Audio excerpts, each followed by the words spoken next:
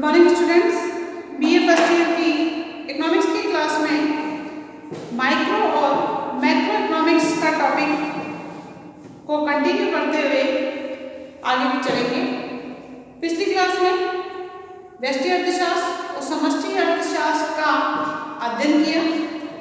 उसके बाद व्यष्टि अर्थशास्त्र और समष्टि अर्थशास्त्र में अंतर किया गया था। आज इस क्लास में व्यष्टि अर्थशास्त्र का महत्व व उपयोग के बारे में विस्तृत रूप से चर्चा की जाएगी कि व्यष्टि अर्थशास्त्र का महत्व क्या है या व्यष्टि अर्थशास्त्र का अध्ययन किस दृष्टिकोण या किस बात को ध्यान में रखते हुए किया जाता है। कहने का मतलब इसका महत्व क्या क्या होता है इसके बारे में देखेंगे। तो आप हेडिंग डालिए व्यष्टि अर्थशास्त्र का महत्व व उपयोग। छोटा क्वेश्चन कई बार आ जाता है, व्यष्टि अर्थशास्त्र का महत्व व उपयोग। क्योंकि कोई भी चीज या किसी भी टॉपिक का जब अध्ययन किया जाता है, जिसको देखा जाता है, उसका कुछ महत्व होता है। तो व्यष्टि अर्थशास्त्र में मैंने आपको बताया इसमें व्यक्तिक इकाइयों का अध्ययन होता है। व्यक्तिक इकाइयां एक फर्म, एक परिवार, उद्योग, बचत, विनियोग, उपभोक्ता, उत्पादक, व्यक्तिक जहां पर आ जाएगा उन सबकी आर्थिक इकाइयों का अध्ययन व्यष्टि अर्थशास्त्र में किया जाता है और इसे प्राय कीमत सिद्धांत कहकर भी पुकारते हैं। व्यष्टि अर्थशास्त्र के महत्व को हम निम्न बिंदुओं के अंतर्गत करेंगे, जिसमें सबसे पहला है आपका व्यष्टि अर्थशास्त्र या कीमत सिद्धांत की सहायता से निष्कर्ष निकालना। तो फर्स्ट पॉइंट डालिए व्यष्टि अर्थशास्त्र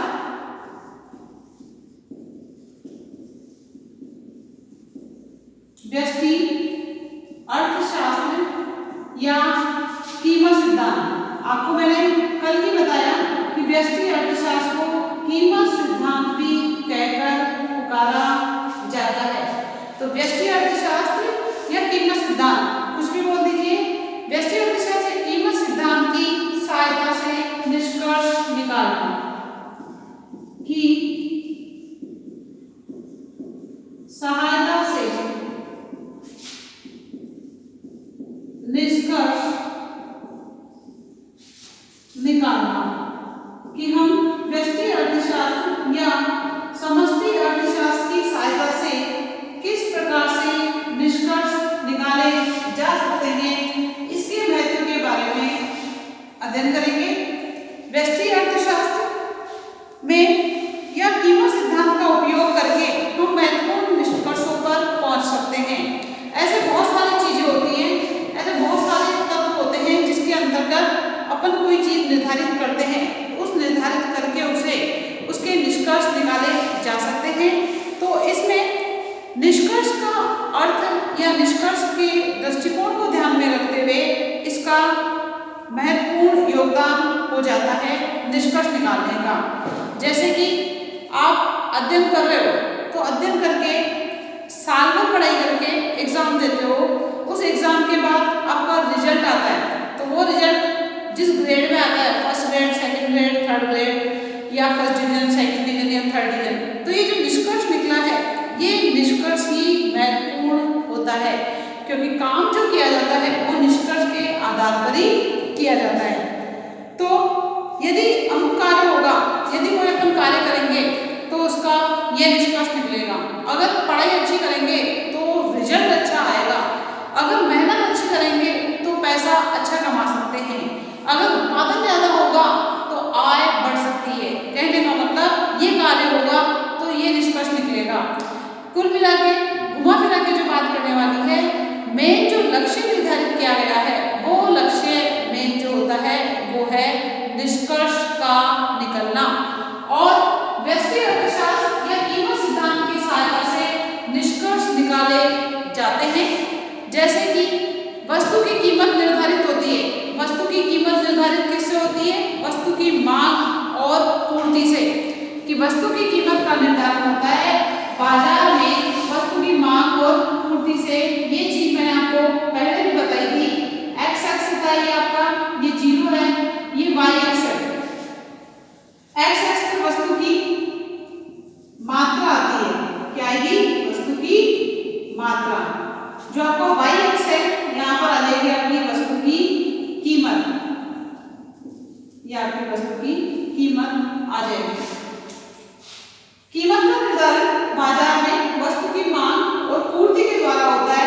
तो ये आपका जो वक्र है ये डीडी वक्र वस्तु का मांग वक्र कहलाता है। और एसएस वक्र जो होता है ये आपका वस्तु का क्या है? पूर्ति वक्र है। तो डीडी वक्र को साइड में आप कोष्टक में मांग वक्र कर दीजिए और ये जो पूर्ति वक्र है एसएस इसको अपन पूर्ति वक्र कर देते हैं। अब जहां मांग वक्र और पूर्ति वक्र दोनों एक दूसरे को काट रहे होते हैं वहां पर देखो संतुलन कीमत का निर्धारण हो जाता है, जिसे अपन P से शो करेंगे और यहाँ पर मात्रा की तरफ जब चलेंगे तो यहाँ पर आपकी संतुलन मात्रा निर्धारित हो जाती है जो कि Q से डिनोट है। तो Q आपकी संतुलन मात्रा है, P आपकी संतुलन कीमत है और ये जो E बिंदु है ये आपका संतुलन बिंदु है। क्या है आपका? संतुलन बिंदु। कहने का मतलब वस्तु की कीमत का जो निर्धारण है वो बाजार में मांग और पूर्ति की शक्तियों के द्वारा निर्धारित होता है। यदि कीमत बढ़ जाती है, यदि कीमत बढ़ जाती है, देखो कीमत बढ़कर P से क्या हो गई? P1 हो गई, तो मांग तो रह गई कम और पूर्ति रह गई ज्यादा। मांग रह गई कम और पूर्ति रह गई ज्यादा, ये कहलाता है आपका पूर्ति का आधिक्य। क्या कहलाएगा? पूर्ति का आधिक्य का मतलब है supply is greater than demand. कि अगर बाजार में वस्तु की कीमत बढ़ जाती है तो मांग तो रह जाएगी कम और पूर्ति हो जाएगी ज्यादा। ये कार्य होगा, यानी कीमत बढ़ेगी तो पूर्ति का आधिक्य होगा। ये आपका निष्कर्ष निकलता है जो कि व्यष्टि अर्थशास्त्र के सिद्धांत के द्वारा ही निकाला जा सकता है। इसी प्रकार कीमत अगर नीचे हो जाएगी P1 से या P से कीमत आपकी P2 पर आ जाती है, कीमत नीचे की तरफ होती है, तो देखो पूर्ति तो रह जाती है कम और मांग हो जाती है ज्यादा। इट मीन्स ये हो जाएगा आपका मांग का आधिक्य, हो जाएगा मांग का आधिक्य। और मांग के आधिक्य में demand is greater than supply होता है। इस प्रकार कीमत संतुलन कीमत भी है। अगर कीमत बढ़ जाती है तो पूर्ति का आधिक्य होगा, अगर कीमत घट जाती है तो मांग का आधिक्य होगा। इट मीन्स ये चीज होगी तो इसका रिजल्ट ये निकलेगा। ये आप जो है व्यष्टि अर्थशास्त्र या कीमत सिद्धांत की सहायता से ही निष्कर्ष निकाला जा सकता है। इसलिए व्यष्टि अर्थशास्त्र का निष्कर्ष निकालने की दृष्टिकोण से महत्वपूर्ण तत्व माना जाता है। इसी की सहायता से निष्कर्ष निकालकर इस पद्धति में या इस व्यष्टि अर्थशास्त्र की सहायता से मालूम किया जा सकता है। इसी प्रकार दूसरा जो महत्व है वो आपका कीमत सिद्धांत व आर्थिक नीति है कि कीमत सिद्धांत व आर्थिक नीति में व्यष्टि अर्थशास्त्र का क्या महत्व है। उसके बारे में बताने से पहले आप इस डायग्राम का या तो स्क्रीनशॉट ले लो या इसको बना लो।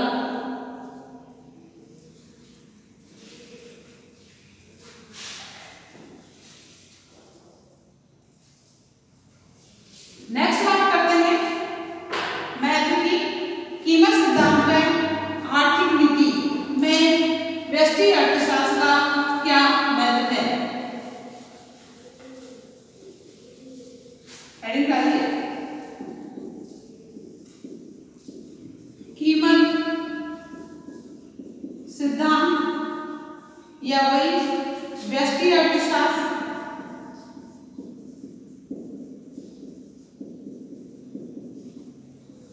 व आर्थिक नीति की व्यष्टि अर्थशास्त्र का महत्व आर्थिक नीति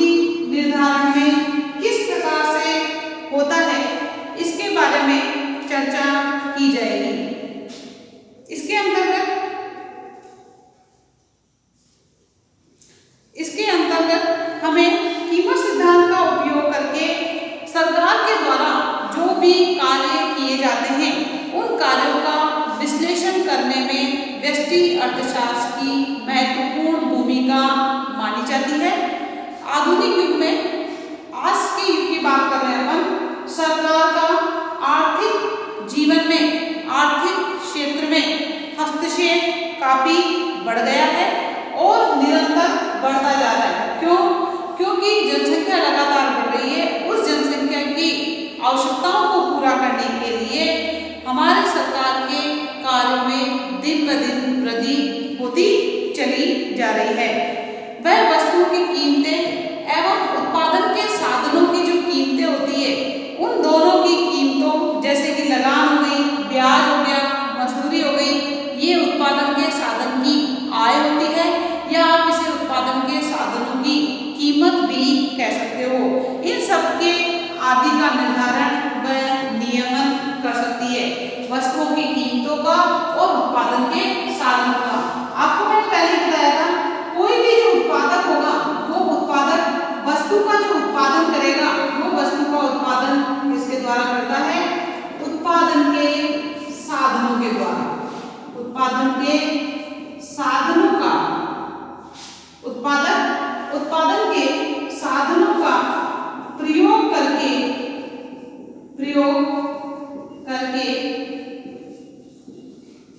वस्तु का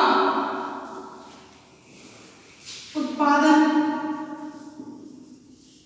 करता है, वस्तु का उत्पादन करता है। उत्पादन के साधन कौन कौन से हो गए? उत्पादन के साधन हो गए आपके भूमि, श्रम, पूंजी, साहस आदि। ये उत्पादन के साधन हो गए। इन उत्पादन के साधनों को काम में लेकर उत्पादक वस्तु का उत्पादन करता है। जो वस्तु को बना रहा है, उस वस्तु को बाजार में बेचकर मुद्रा प्राप्त करता है। इस मुद्रा को या उस मुद्रा को भूमि के लगान के रूप में, श्रमिक के मजदूरी के रूप में, पूंजी के ब्याज के रूप में देने के बाद जो भी शेष बचता है, वो साहसी का क्या होता है? लाभ होता है।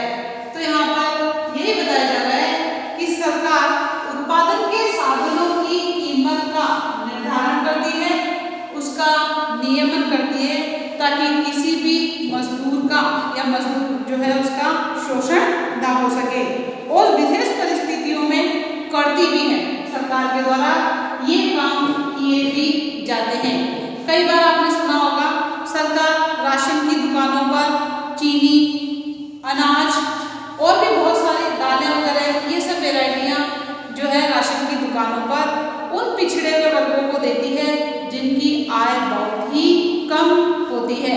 तो सरकार के द्वारा चीनी जो है सीधी फैक्ट्रियों से वाजिब कीमत पर खरीदी जाती है और राशन की दुकानों पर अवेलेबल करा के ये वस्तुएं उन व्यक्तियों को दी जाती है जिनकी वास्तव में आय काफी कम होती है, या जो बीपीएल, एसटी, एससी वर्गों के अंतर्गत आते हैं।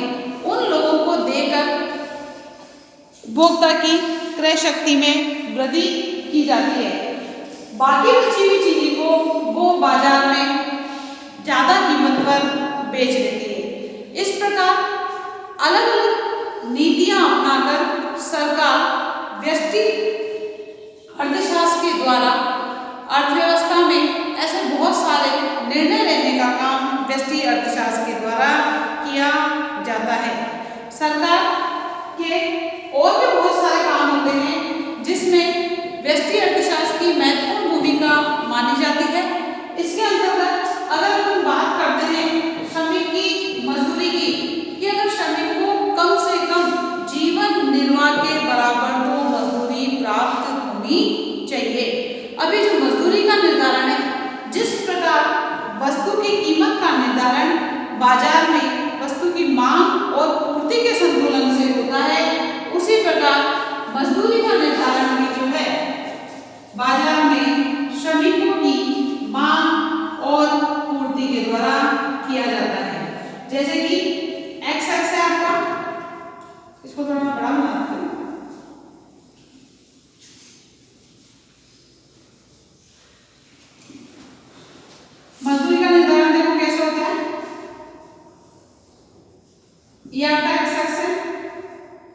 ये आपका वाई एक्स है, ये 0 हो गया। यहाँ पर मजदूर की, श्रमिक की मजदूरी कर दो या मजदूरी कर देते हैं मजदूरी। यहाँ पर श्रम की मात्रा कर दो, मात्रा में मांग और पूर्ति दोनों आ जाएंगे। ये आपका डी वक्र है, DW वक्र कर दो, श्रम का मांग वक्र। और ये आपका SW है, श्रम का पूर्ति वक्र। और वही श्रमिक की मजदूरी का निर्धारण हो जाएगा और यहाँ पर श्रमिक की मात्रा का निर्धारण हो जाता है। यानी श्रमिक की जो मजदूरी का निर्धारण हुआ है वो बाजार में श्रमिक की मांग और पूर्ति के कटान बिंदु पर निर्धारित होता है। अगर श्रमिक की मजदूरी बढ़ा दी जाती है, आरंभ कर दी जाती है, तो देखो श्रमिकों की मांग कम और पूर्ति ज्यादा हो जाएगी। तो ये पूर्ति का आधिक्य और ये ना करके अपने को सिर्फ यही सरकार का यही उद्देश्य रहता है कि जो मजदूर है उसको कम से कम इतनी मजदूरी तो प्राप्त हो कि उसकी जीवन स्तर की जो रहन सहन की जो आवश्यक वस्तुएं हैं उन आवश्यक वस्तुओं को वो प्राप्त कर सके। इस प्रकार सरकार व्यष्टि अर्थशास्त्र के माध्यम से या कीमत सिद्धांत के माध्यम से बहुत सारी आर्थिक नीति का निर्धारण करने में महत्वपूर्ण भूमिका अदा करती है। इसका भी आप स्क्रीनशॉट ले लो। नेक्स्ट जो आपका आएगा वो आएगा व्यष्टि अर्थशास्त्र व आर्थिक कल्याण, कि व्यष्टि अर्थशास्त्र का क्या योगदान है आर्थिक कल्याण निर्धारित करने में, या आर्थिक कल्याण को बताने में। नेक्स्ट लिखिए व्यष्टि अर्थशास्त्र व आर्थिक कल्याण।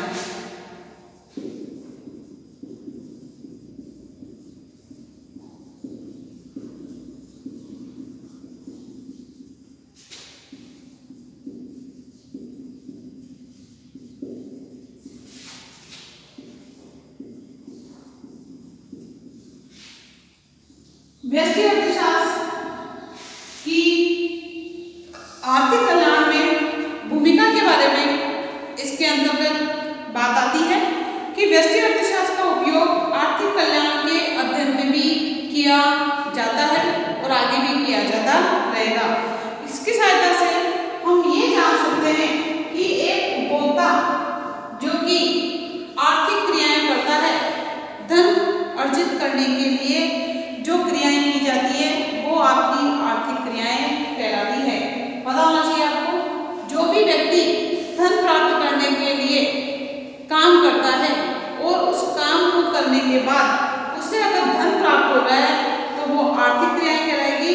और उस आर्थिक क्रियाओं से जो धन प्राप्त होगा उससे वो अपनी आवश्यकता की वस्तुएं और सेवाएं खरीदता है। वस्तुएं और सेवाओं का यूज करके उपभोक्ता को क्या प्राप्त होता है? उपभोक्ता को संतोष प्राप्त होता है। उपभोक्ता को संतोष प्राप्त होता है। और जब उपभोक्ता को संतोष प्राप्त होता है तो उसे संतुष्टि मिलती है, और उसे संतुष्टि मिलती है तो उसका कल्याण होता है, आर्थिक कल्याण होता है, और वो काम करने के लिए प्रेरित होता है। जिस प्रकार उपभोक्ता का उद्देश्य अधिकतम संतुष्टि प्राप्त करना होता है, उसी प्रकार एक उत्पादक का जो उद्देश्य होता है, उस उत्पादक का उद्देश्य होता है कम लागत पर अधिकतम उत्पादन करना। कम लागत पर जब अधिकतम उत्पादन होगा तभी तो उसका लाभ ज्यादा होता है। इस प्रकार व्यष्टि अर्थशास्त्र का उपयोग करके उपभोक्ता वस्तुओं और सेवाओं का यूज करके अधिकतम संतोष प्राप्त करने का कार्य उसके द्वारा किया जाता है। हम आगे चलकर या नेक्स्ट जब अपन आगे पढ़ेंगे जिसमें उपयोगिता विश्लेषण पढ़ा जाएगा, उसके अंतर्गत आप देखेंगे कि एक उपभोक्ता अपनी सीमित आय से विभिन्न वस्तुओं पर किस प्रकार से पैसा खर्च करके अधिकतम संतोष को प्राप्त करने की कोशिश करता है। क्यों? क्योंकि उपभोक्ता की आय तो होती है सीमित और उसकी आवश्यकताएं होती है असीमित।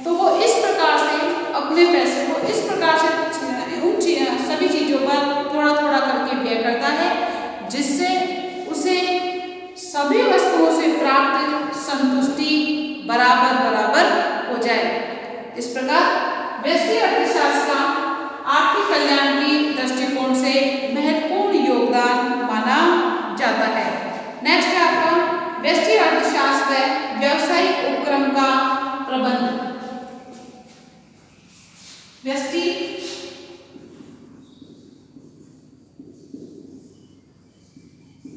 अर्थशास्त्र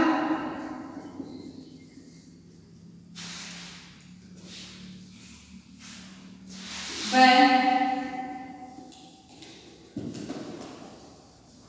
व्यावसायिक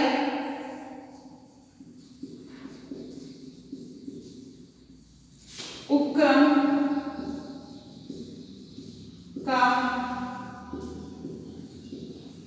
प्रबंध।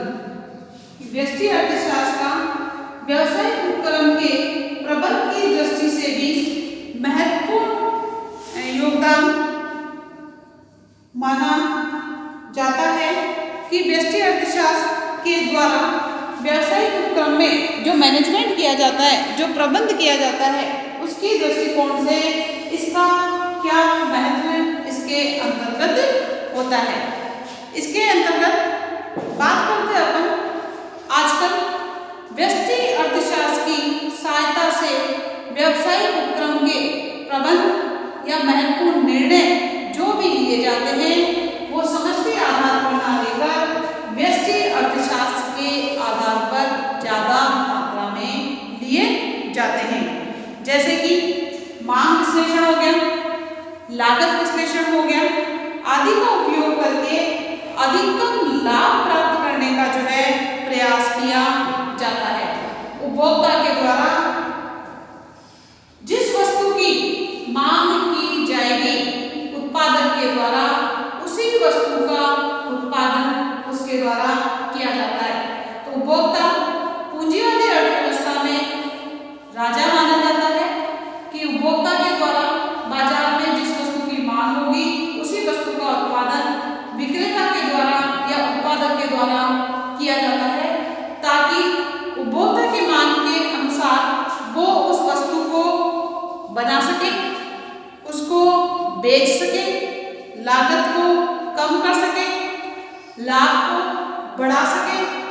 इस प्रकार उपभोक्ता का उद्देश्य उस वस्तु को यूज करके, उस वस्तु का उपभोग करके संतुष्टि प्राप्त हो सकेगी, और जो उत्पादक है वो लागत को कम करके वस्तुओं को ज़्यादा मात्रा में बेचकर लाभ कमाने का जो उसका उद्देश्य है वो भी पूरा हो सकता है। इस प्रकार व्यष्टि अर्थशास्त्र का व्यावसायिक उपक्रम के प्रबंध में या उसके निर्णय लेने में महत्वपूर्ण योगदान माना जाता है। बात करते हैं, जैसे एक उदाहरण देते हैं अपन कि मान लो मेरे को कोई बिजनेस करना है, मेरे को कोई जो है स्टार्ट करना है, जो कि मैं व्यापार करना चाहती हूँ। बाजार में पहले मैं इस चीज़ को देखूंगी कि बाजार में कौन सी वस्तु की डिमांड ज़्यादा हो रही है, कौन सी वस्तु ज़्यादा पसंद की जा रही है। बात करते हैं कि टीवी अगर मुझे बनानी है, टीवी का बिजनेस मुझे करना है, तो बाजार में कौन सी टेलीविजन या कौन सी टीवी जो है उसकी डिमांड ज़्यादा है, उसी को ध्यान में रखते हुए मैं उस व्यवसायिक प्रबंध में ये डिसीजन लूंगी कि मार्केट में इस वस्तु या इस प्रकार की टीवी का ज़्यादा मात्रा में चलन हो रहा है। इसके विपरीत अगर मैंने बिना जानकारी के ही टीवी बनाने का काम शुरू कर दिया और मुझे ये पता नहीं है कि वास्तव में उपभोक्ता के द्वारा कौन सी प्रकार की टीवी अब पसंद की जा रही है या कौन सी प्रकार की टीवी अब ज़्यादा चलन में आ रही है, उसके अकॉर्डिंग मैंने उत्पादन ना करके बिना कोई फील्ड वर्क किए, बिना कोई जानकारी के बिजनेस स्टार्ट कर दिया, तो वहाँ पर हानि की संभावनाएं ज़्यादा बनने के चांसेस होते हैं। जिससे हानि होगी तो वो व्यापारी या वो उत्पादक जो है व्यापार करने की शुरुआत में ही नुकसान खाकर अपने व्यापार को बंद कर देता है। इस प्रकार व्यष्टि अर्थशास्त्र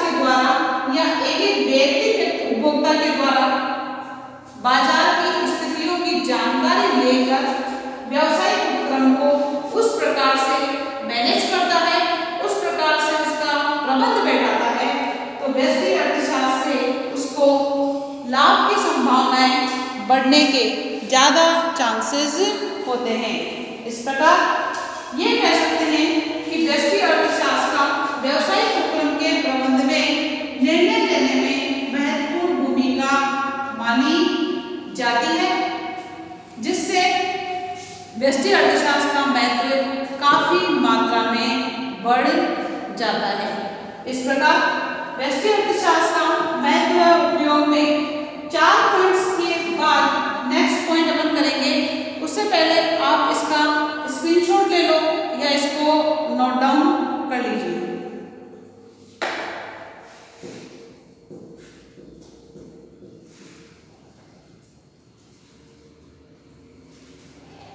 कई बार छोटा क्वेश्चन पूछ लिया जाता है कि व्यष्टि अर्थशास्त्र का महत्व या व्यष्टि अर्थशास्त्र के 2 महत्व बताइए, या व्यष्टि अर्थशास्त्र का अध्ययन क्यों किया जाता है, इसके बारे में संक्षेप में बताइए।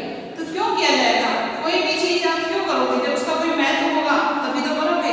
इस दृष्टिकोण से 2 नंबर का क्वेश्चन इसका बनता है। आपको जो व्यष्टि अर्थशास्त्र समष्टि अर्थशास्त्र का टॉपिक, जो कि टॉपिक फर्स्ट है, उस टॉपिक फर्स्ट में बड़े क्वेश्चंस आने के चांसेस कम होते हैं। उसमें 2 नंबर का या 4 नंबर का क्वेश्चन ही आता है, जिसके अंतर्गत व्यष्टि अर्थशास्त्र किसे कहते हैं, समष्टि अर्थशास्त्र किसे कहते हैं, व्यष्टि अर्थशास्त्र समष्टि अर्थशास्त्र में अंतर बताइए, या व्यष्टि अर्थशास्त्र का महत्व संक्षिप्त में समझाइए। इस प्रकार से छोटे छोटे क्वेश्चन बनते हैं। ये स्क्रीनशॉट आपने ले लिया होगा या इन पॉइंट्स को नोट डाउन कर लिया होगा। आगे के महत्व व उपयोग के बारे में चर्चा जो है आपकी नेक्स्ट क्लास में करेंगे। इन 4 पॉइंट्स को आप लोग ध्यान से तैयार